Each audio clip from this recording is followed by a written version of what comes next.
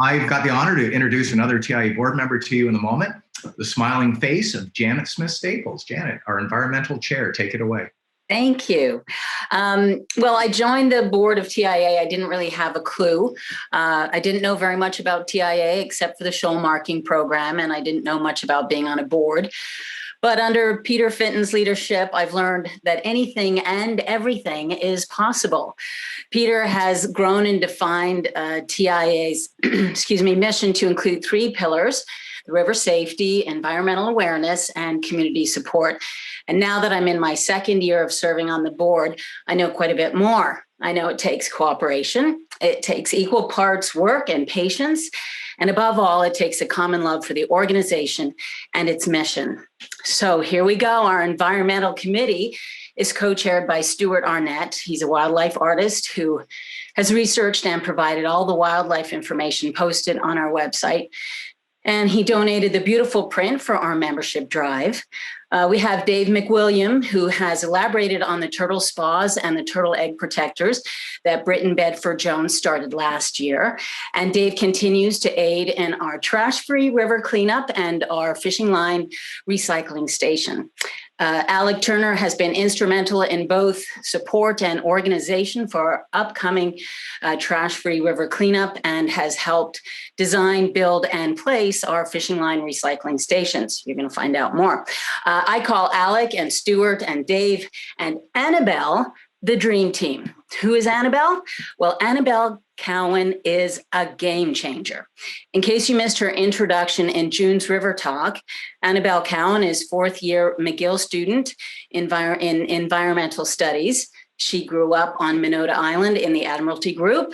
And when Annabel saw the opportunity through the Environmental Careers Organization that would combine her love of the river with her love for the environment and get paid, she turned that opportunity into a reality. So thanks to Peter Fitton and Allison Burchell Robinson, who worked very hard to make it happen, because the TIA board and the members, we are the ultimate winners. I'm very pleased to introduce to you Annabel Cowan, river rat, environmentalist, and TIA's very first official environmental ambassador. Thank you, Janet. Lovely introduction. I'm so happy to be here and to have the opportunity to reconnect with the river community and share what we've been working on this summer. I'm just going to share my screen. All right, so as Janet mentioned, I'm currently finishing up my degree at McGill University. I'll be graduating in December with a degree in environmental studies, which is a very broad program that focuses on how, as a society, we interact with the environment and how the environment around us affects both our physical and mental health and the overall lifestyles that we lead, and also how we as humans alter the environment around us, both in good and bad ways. This summer, working with TIA has been my first opportunity to really apply what I've been learning over the last 4 years, and getting to do that in an area that I care so much about has been such a fulfilling experience. I feel very fortunate. So I grew up in a small town outside of Gananoque called Sealy's Bay in the Rideau Lakes region. I'm sure some of you know it. And when I wasn't there, I was at my family island, Minota, in the Thousand Islands. So I'm very fortunate to say that there's been few times in my life when I've been more than a 5-minute walk from the waterfront. And so getting the opportunity to spend this whole summer thinking about the river and learning more about it and being introduced to the people, plants, and animals that make up our river community has been the best experience that I could ask for. I'm a 5th generation river rat, so coming from from a family that's been in the Thousand Islands for so long, I didn't think that there were too many more people for me to meet out on the river. But I'm very happy to say that since joining TIA, my river family has grown exponentially, and I'm so grateful for all of the amazing connections and new river friends that I've been able to make because of TIA, so thank you. I became involved with TIA last summer, volunteering with the Environmental Committee under the leadership of Britt Bedford Jones. And while COVID prevented us from really growing the program as much as we wanted to, it was exciting to still get to be a part of something from the ground up. And this summer has been even more exciting as I've been able to be a part of it in a much larger capacity. Thanks to the Environmental Careers Organization, funded by the Government of Canada, I was able to reach out to Peter Fitton, who, with the help of Allison and the rest of the TIA board, was able to make this position I filled this summer a reality. Now, I bet you're wondering what exactly I've been doing all summer. So I'll just show you some of the work that our committee has done. Yeah, okay. And I will also preface this by saying that while I'm the one presenting it, all of this is the product of an amazing group of people that make up our environmental committee, not just myself, and it's been a pleasure to work with them and learn from them this summer. So without further ado, one of our main focuses this summer has been our Trash Free River Cleanup Day, which is happening on Saturday, August 7th, 9 a.m. to 12 p.m., so just 2 weeks away. We are running this in partnership with Save the River, and unfortunately, due to border restrictions, we're just 2 days too early to have our American friends join us, but we hope in the future to collaborate even more closely on these river cleanup days with Save the River to continue to keep the Upper St. Lawrence swimmable, fishable, and drinkable now and for generations to come. As Save the River Director John Peach has said to me many times, the fish and the birds don't know the difference between American and Canadian waters. So working to keep all parts of the river clean is an effort we should all care about on both sides of the border. Our cleanup day is taking place at 6 accessible sites along the Thousand Islands Parkway and on the river. And all of our spots are accessible by foot, kayak, or boat, so you can take your pick. Now, if you'd asked me a year ago if I thought that garbage in the St. Lawrence was a major issue, I probably would have said no. We're all so used to these beautiful landscapes that those little bits of garbage start to fade into the background. But clearly, as you can see, clearly, as you can see, the garbage is absolutely out there. And the goal of these cleanup days is not only to clean up the river, but also to bring greater awareness to the issues of trash, big and small, in our river and their effects on our wildlife, who are also an important part of our river community. One of the biggest misconceptions about garbage in the river is that it's the big stuff like tires, computers, and bed frames, all of which have been found in the St. Lawrence, are that they're the bigger problem than the small garbage like cigarette butts and styrofoam. But this could not be further from the truth, as it's these microplastics and other small bits of garbage which are ingested not only by the animals, but also by us. New research has shown that plastic microbeads, which are prevalent through our river and most other bodies of water, act essentially like sponges and absorb the harmful chemicals and toxins present in the water. So now not only do they present physical harm to the animals who ingest them, but the chemicals which have been absorbed into these microplastics present further health risks, and as they are often endocrine receptors, which can affect the reproductive functionality of these animals as well as ourselves. All of this is to say, if you're ever walking along the waterfront and see garbage, remember that no small item of trash is too small to remove. So now that you all know why these cleanup days are so important, we really encourage you all to come out and join us for the morning on Saturday, August 7th from 9 a.m. to 12 p.m. It's an opportunity to reconnect with some of your river friends and family and come together to work towards a common goal of cleaning up our shorelines. I'll put the registration link in the chat at the end of this presentation, and you can also find this link and more information about the event on our website, thousandislandsassociation.com. Also, if you have any questions, please don't hesitate to reach out on our email or social media. So now on to the other big initiative of the summer. I'd like to present the newest member of Team TIA, our fishing line recycling stations. Again, I'd like to say that this program could not have happened as quickly as it did without the help of Dave, Alec, and Stuart, as well as the support of our board and our sponsor, Up to Grove Plumbing, who helped make the program a reality. Our goal for this program is to have these units that you see here on the right installed throughout the area at various local marinas, boat launches, and popular fishing spots so that anglers can properly recycle their fishing line. Once the units are installed, every so often one of our volunteers goes around and collects the line in each of these stations and sends it off to a place called Berkeley Recycling Center, who repurposes the monofilament line and gives it a second life. The reason we're focusing on fishing lines specifically is because when monofilament fishing line is left in the environment, it causes a whole host of issues by entangling birds and fish and turtles and all other types of aquatic species. It can also choke animals who mistake it for food and affect the water and soil quality as that monofilament breaks down into harmful microplastics.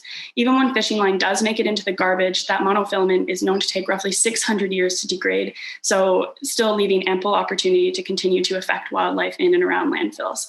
Unfortunately, due to the materials that fishing line is made from, it cannot be recycled at home, so using one of our recycling stations is the only way an angler can truly and properly dispose of their fishing line. Currently, we have our station set up at Clark's Marina and Houseboat Holidays and are in the process of setting one up at Thousand Islands National Park's Mallory Town Landing.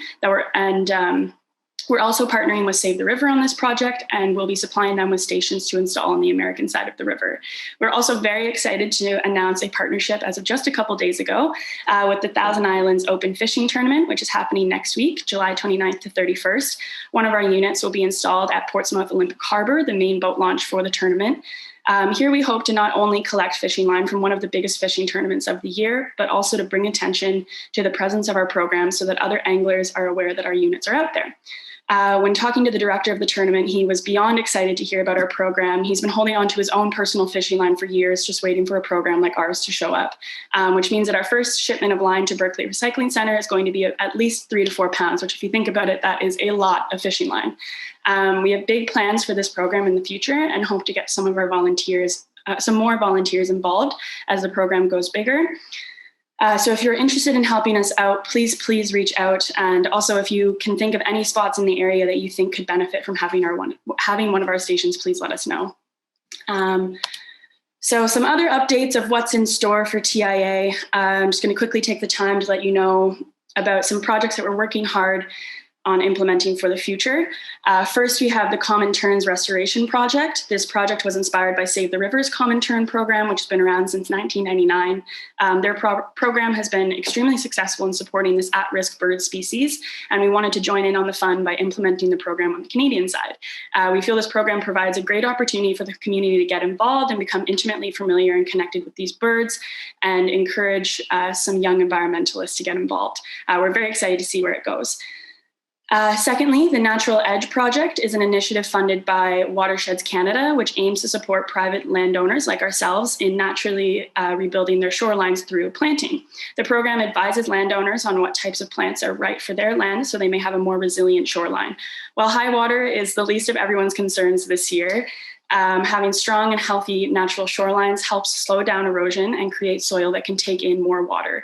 We are actively looking for funding with the help of Ann Taylor so that we may partner with this program and bring the Natural Edge to the Thousand Islands next year. And lastly, in the future, we are looking to have a more involved turtle protection program. Some of you may remember the turtle spas put out by Britton Bedford Jones and some of the environmental team last summer. We're looking to expand this to turtle nest protectors and more turtle spas to support Ontario's turtle species, all 8 of which are at risk, endangered, or threatened. Discussion with Parks Canada are happening now and will continue to happen over the fall and winter to work on making this program a reality for all ages to participate in. All of these projects are still very much in their beginnings, but we're very excited to see where they go and how TIA can continue to grow our environmental presence in the river community by supporting all of the people, plants, and animals which make up that community.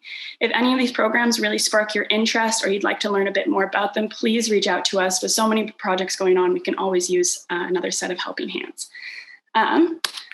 So finally, I wanted to close this off by taking a few minutes to talk about the critter of the summer, gypsy moths, also known by their scientific name, Lamantria dispar, or LDD moths. A big thank you goes to Don and Marnie Ross. I saw they left a little bit earlier from Thousand Islands Watershed Land Trust for providing much of this information. An interesting fact that I learned about gypsy moths is that they were actually introduced to North America in the 1800s from Europe in a failed attempt to try and harvest silk from their cocoons, and they've been here ever since. So the thing about moth populations is that they're cyclical, which means that we do see booms in their populations every 7 to 10 years, which is why we've seen outbreaks of these moths in the past. Some of those notable years being 1985, 91, 2002, and 2020. Along with the nature of their population patterns, a perfect storm of environmental conditions can also be the cause of LDD moth population booms. Warmer winters, which allow the eggs to survive through the winter, warm and dry spring and weather, which prevents the development of fungal pathogens that kill the caterpillars, and lower numbers of predators can all create an opportunity for the moth populations to grow rapidly. One of the major allies in the fight against LDD moths is a fungus pathogen called Entomophaga mamaja, please excuse the pronunciation, which attacks the LDD caterpillars. However, the fungus needs wet, damp conditions in the spring to develop, which we unfortunately did not have this year. The major recommendations from most organizations and LDD moth experts for curbing populations is to know your enemy. This is relating to the fact that moths have 4 different life stages throughout the year, and at each of these life stages, they need to be attacked in a different way. So these stages are the eggs, which hatch between late April and mid-May, the larvae, or what we would know as the caterpillars, which then feed on the tree leaves for roughly 7 weeks from late May to earlier mid-July. And these caterpillars then enter their dormant pupa stage for 1 to 2 weeks. And finally, the adult moths emerge in mid to late July and into August. The adult moths do not feed on tree leaves. They actually only live for a couple weeks with the sole purpose of reproduction. Right now, we're in a transitionary period for the LDD moths, where you may find pupa who have not yet emerged as adult moths who are in the middle of their mating process, or egg sacs which have been laid already. By attacking all 3 of these life stages in the coming weeks, we can have a major impact on the size of the LDD moth population next year. So for today, I'm just going to focus on how to target the egg sacs, pupa, and adult moth stages, as that's where we're at in the season. This photo on the right here was sent to me by one of our members, Daria Petch, from just a couple days ago on her property. As you can see, we have egg sacs down at the bottom right, some pupa all along the dark brown things, that's what those are, as well as adult moths at the top, the white things there. So for the pupa stage, those dark brown, they're a sort of hard shell. They're about 3 centimeters long. They can be kind of hard to spot because of their color. So if you're on a mission to find LDD moths, your best bet would just be to start looking around your oak trees, as this is the preferred meal of LDD caterpillars. They've also been known to spread to other hardwood trees like maples, birch, poplar, and willow trees in really bad outbreaks years like this one. So starting in these areas is your best bet to find both the pupa and any egg sacs which may have already been laid at this point of summer. So once you find these pupa or egg sacs, you just want to scrape them off of their surface and dispose of them in a bucket of soapy water. Leave them there for a day or so just to make sure they're good and dead. As for the adults, this is another great way to really have an impact on the population of LDD moths that we'll be dealing with next year. The adult moths can mate multiple times, and while the female moths only lay 1 egg sac, these sacs can hold 600 to 1,000 eggs. So stopping that mating process from happening can have a huge impact on next year's population. And the way we can do that is through the use of pheromone traps, which you can either purchase at stores like Canadian Tire, or you can even make your own. These traps are used to attract and trap the male adult moths and prevent them from mating with the females. For this year, this is unfortunately all that we can do this late in the season. However, TIA is dedicated to finding safe solutions to the LDD moth outbreak, and we'll be working hard this fall and winter to come up with an action plan for next year. So I know that was a lot of information, but don't worry, we will be updating our website in the next week with all the sorts of resources and information on LDD moths, where to purchase those pheromone traps, how to space them, all that kind of thing. And all of the information I shared with you today will also be available there. I'd also like to put out a call if there's people who've been dealing with this all summer. I'd love to get your feedback, any advice, things that you've learned over the summer. It would be great to hear from you. So feel free to email us. And that's all I have for you today.